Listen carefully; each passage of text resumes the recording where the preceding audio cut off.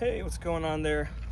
I'm Liberty University Master of Divinity student Brian Leverett, and I've got with me here Angel Quintana. We're going to be doing a little quick interview over a couple of cultural elements, comparing and contrasting my upbringing as an Anglo-Saxon American with his as a Cuban American. So, Angel, say hi. Hello. My name's Angel. All right. So let's talk culture first. Could you describe for me where you grew up physically? Right. I grew up in the Tampa Bay area of Florida, and I should be more specific. Like, I guess I grew up in the Tampa Bay area. There's a pretty large like Cuban community, and I was somewhat surrounded by that growing up in my particular little town. There was a lot of people actually from like my mom's same hometown in Cuba, so we had our own almost a kind of tribe. Okay. And I was pretty immersed in that realm when I was not at school, for example. You know, when I was at home, it was people speaking Spanish, or we was at other people's houses, and that's what was present often. Are there any specific Cuban customs or traditions that you guys would celebrate? There were some customs that my family and I weren't so involved with, like religious stuff that is pretty inherently Cuban or Afro-Cuban, I should say. That was often around though. If I wasn't at my house or something, or my auntie's house, or my friend's house, so I was exposed to spiritual practices like that, and other things like particular Christmas festivities and stuff like that, where there's a particular kind of music that people play for Christmas. It's not exactly Christmas carols, but it's still a party kind of deal. And just cookouts, which I don't think is so unique to us, but it's our own kind of cookout. Yeah, it's a different type. Yeah. Did you ever experience culture shock with other cultures that contrasted to what you'd grown up with? Sometimes I would be struck with a little bit of culture shock because people around me, for example, had different views on certain things, like marriage, for example. Funny thing with me, like growing up where I did, nobody got married. I did not go to a wedding until I was like an adult, had already enlisted in the military and everything, for one of my American friends. But the custom for us, nobody got married. It was pretty much the cohabitation, and then you have a kid, and then you're just kind of de facto married. Oh man. And so hearing other people go to weddings and things like that, or people getting divorced, it was oddly foreign to me, and that would strike me sometimes. Yeah. Okay. Were there any differences that you found most deeply impactful between that kind of isolated Cuban community and the American culture abroad or in general? Repeat the question, could you? Yeah, so is there anything that has been like a very impactful difference that you've noticed? Sometimes people's respect to time, I think, is a pretty big difference. Cubans are kind of famous for like Cuban timing or island timing, where everybody is really lax, and it could consequently be taken as like a disrespect for somebody else's time. Okay. And going to there press was, you on that further because I do have a question about time specifically in a minute. all right. Not to be the time pressing American. Uh-huh. How have you? There's like a wasp buzzing around, so if you see me fidgeting, it's because I just don't want to get stung. How have you integrated both of those cultures in your life? It's it's a kind of unintentional thing. I think it's the integration of both cultures has been a weird journey, given that I'm growing up in the United States, and for the longest time, I wouldn't really identify myself as Cuban, even though I was really immersed in that culture as well, because there was a kind of external gatekeeping that existed with, say, Cuban relatives who grew up on the island, and they were a lot more aware of like the difference of realities Yeah. growing up in like this communism stricken island versus being in like the greatest and most powerful nation in the world. Like I had a whole different view coming up, even though I was exposed to a lot of like the customs and culture.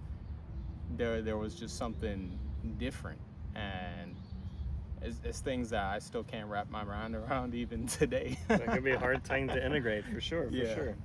All right, so let's shift the topic now. Let's talk about values, cultural values here. If somebody was interested in knowing about Cuban culture, what's something that you'd want them to know about Cuban culture's values? Cuban culture, I would say Cuban people in general are very humble and easygoing. There's like this easygoing kind of hyper social factor, I think, to Cuban culture that I can I can appreciate. In that on the island, it seems like people didn't necessarily like everybody got along with everybody, but it was totally normal for everybody to talk to and know everybody, Yeah. especially their neighbors. And my people that live here, for example, and they live in somewhere like Miami, they still know everybody who lives in their apartment complex, for example. Oh, wow. And they're not related, but they just do. Whereas like when I've lived in an apartment complex in other places in Florida, I don't know the people next to me at all. It's relatable. What are some values that you would say are especially important to Cubans? Especially important to Cubans, values. I would say, Cubans are pretty free spirited, from what I could tell, in that they don't they don't stick really to a particular tradition, almost to a fault, I would say.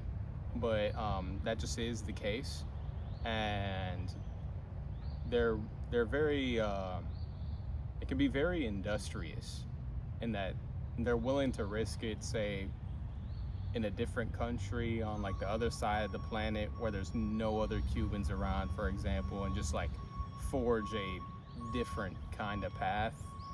Like I've just so happened to run into Cubans in the most strangest random places in the world, and they're just making a living. You know, they have the ability to adapt, I think. That's an important value.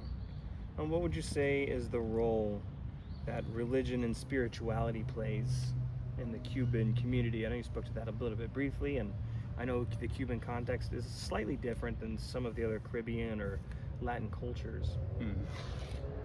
So the role that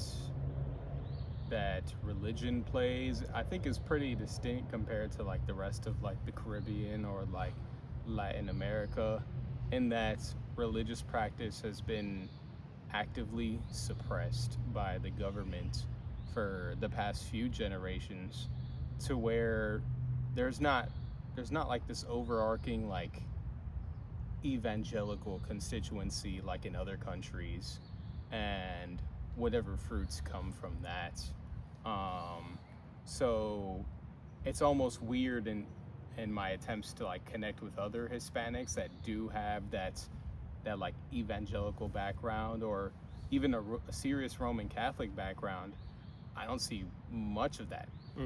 I do come across Cubans that are often just the cultural Catholic at best, but they never participate in any mass service or anything of that.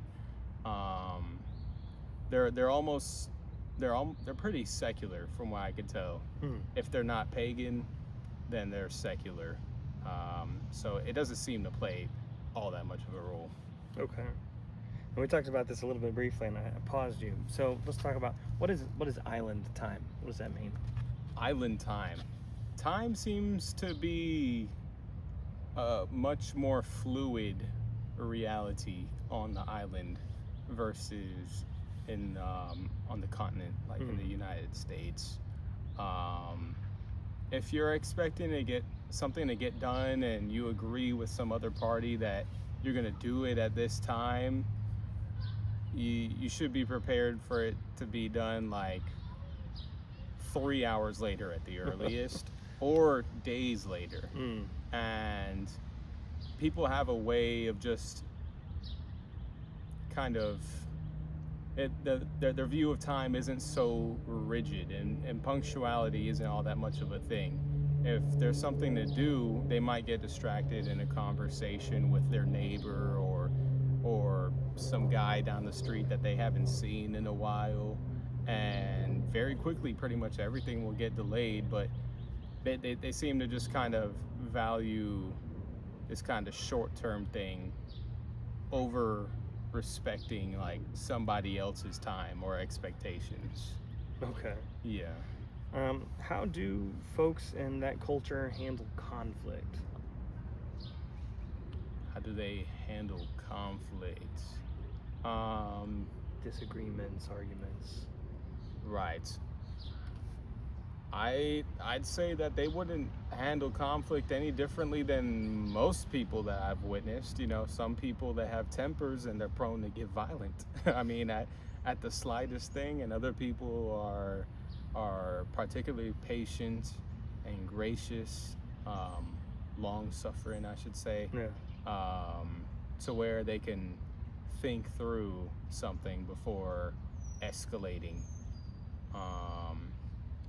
But yeah, so no particular special way of handling conflict, I don't think. Okay. And let's shift on now to the third topic here, which would be communication. So how is respect typically verbally communicated in your culture? I know with Spanish you have usted instead of tú. Are there other ways like that people would verbally communicate respect? The verbal communication of respect. That sounds antiquated, if I'm honest. Even like the using of usted, though they will use it when addressing like elders or adults, and it'll be recommended towards kids. Though a lot of people, I think, are also missing that training. It's not as prioritized. I could say that the language is a bit egalitarian in that sense, from what I've witnessed and how I grew up. How about for nonverbal? For nonverbal,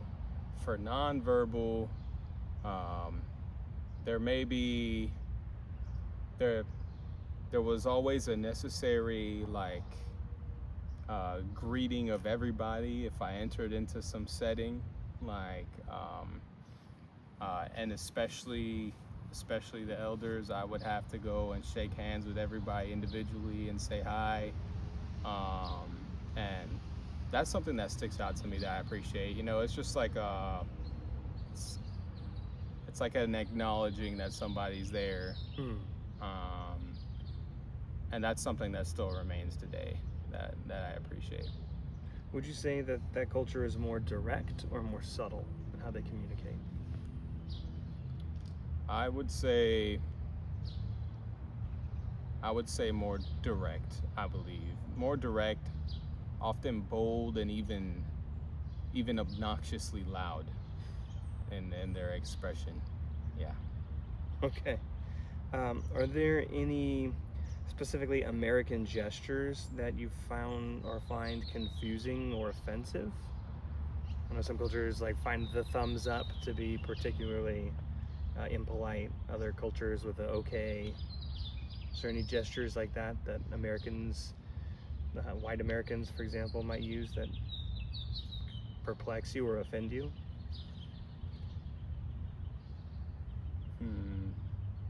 Not really. A gesture, I really can't. I really can't put my finger on. I'm not sure. Okay, that's fair. And then last question here: what phrases from your own culture do you still use today? Are there any idioms or like uniquely Cuban expressions, English or in Spanish, that you find yourself saying a lot? I have something of a catchphrase I like to use that I've picked up on, where I say "Háblame bonito," and this is essentially "talk to me nice," which, I mean, being that there's like a lot of Cuban people that spent time in New York City, where many people could be rude to you. It may be necessary to tell somebody, "talk to me nice." There's that. Or donde se lleva la corriente, que se lleva la corriente is like wherever the current takes you. I think that might even be kind of reflective of a sort of kind of passive, lackadaisical attitude, in that you just submit to where the current is carrying, kind of deal, and it could be good or bad. But it is a reality, and I sometimes will use that.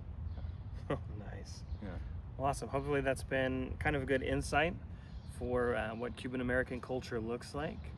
And I just want to thank you for watching. I want to thank you, Angel, for the time. It's great learning more about Cuban American culture. Roger. Appreciate y'all. Catch you next time.